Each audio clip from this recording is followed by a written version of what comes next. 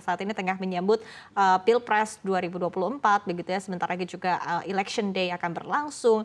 Dan seperti apa Anda melihat berkaitan juga dengan hal ini dan pengaruhnya kepada pergerakan rupiah? Mungkin masih cenderung stabil ya sebetulnya, tapi seperti apa? Apakah Anda juga memiliki pandangan tersendiri berkaitan dengan hal ini, Pak Birger?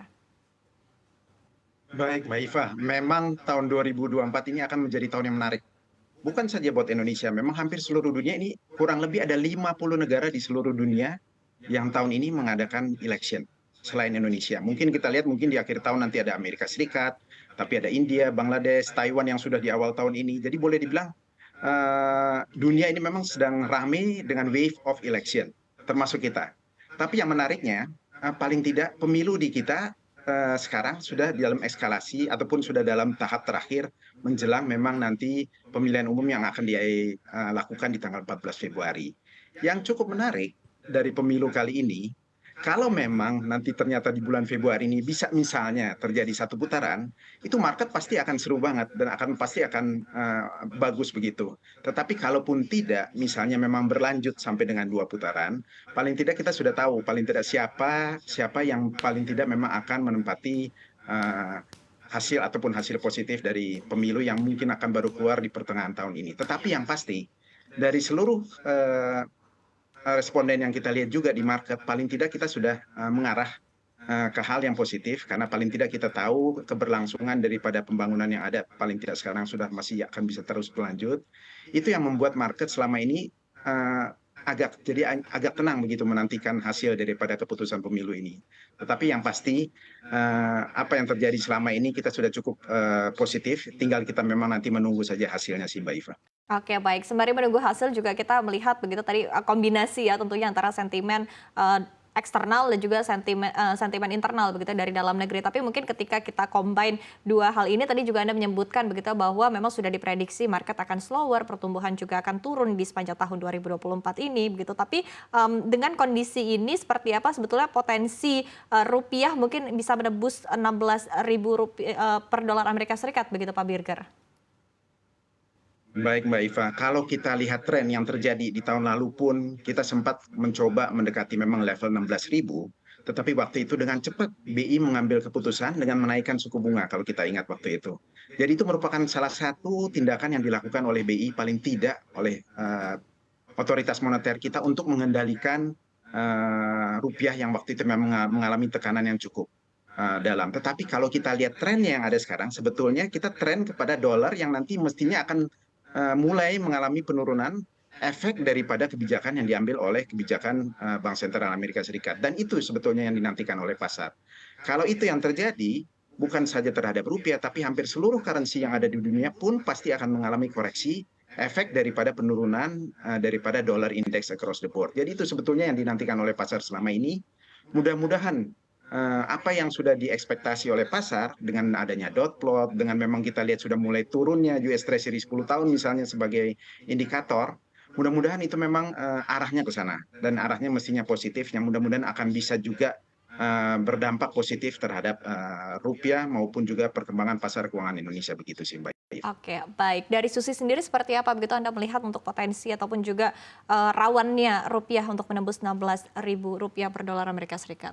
Ya, sebenarnya rawannya ini sekitar satu pekan lagi nih, Iva. Karena kan minggu depan kita sudah mulai mendengar ya keputusan The Fed apakah akan menahan atau justru akan memangkas suku bunga. Tapi kalau kita melihat dari Fed Watch sendiri kan sekitar hanya 51% aja nih yang berbicara akan memangkas suku bunga ya. Terus untuk sisanya justru ingin menahan suku bunga. Nah, kalau kita lihat sepertinya memang di pekan depan itu untuk memangkas suku bunga ini masih agak cukup sulit ya, Iva. Justru sekarang kalau kita lihat banyak analis atau ekonom memprediksi itu nanti akan terjadi justru di bulan Mei atau di kuartal 2 2024. Sebenarnya kalau kita lihat kan memang ini agak sulit juga ya untuk pasarnya karena The Fed sendiri juga belum memberikan kepastian ataupun juga memang belum memberikan mau ke arah yang mana nih, mau akan menahan atau justru akan memangkas suku bunga. Tapi kalau kita melihat dari inflasi US yang masih di 3,4%. Ini kan masih jauh juga ya dari targetnya sekitar 2%. Kemudian juga DGP-nya naik sekitar 2,5% secara tahunan atau sepanjang tahun 2023. Ini kan menandakan bahwa ekonomi US ini masih cukup kuat. Jadi sebenarnya tidak ada alasan justru untuk menurunkan suku bunga nih Iqbal sayangnya. Sehingga kemungkinan diprediksi nantinya justru akan menahan suku bunga, dan ini tentunya akan berefek juga terhadap penguatan dolar dan beralih terhadap pelemahan terhadap rupiah juga. Which is sebetulnya dalam 1-2 hari terakhir ini sudah terrespon begitu dan sudah Iya, tergambar betul. juga begitu Susi di market kita. Nah tapi Pak Birger begitu dalam konteks penguatan dolar yang disorot begitu, mungkin Anda juga seperti apa Anda menilai dampaknya nih terhadap portofolio mata uang asing dan juga mungkin strategi manajemen resiko yang dilakukan oleh Bank Mega sendiri, strategi Bank Mega terhadap kebijakan dan juga wait and see ya untuk kebijakan The Fed ke depannya ini sendiri seperti apa?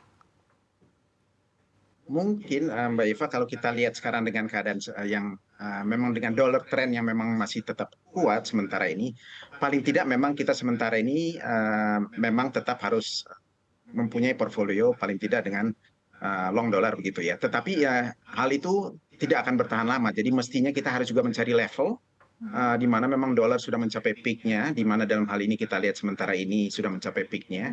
Jadi harusnya itu memang merupakan timing yang tepat juga. Kalau paling tidak kita mulai portfolio kita pindahkan dari dolar ke rupiah untuk memang mengambil carry trade-nya daripada level yang ada sekarang.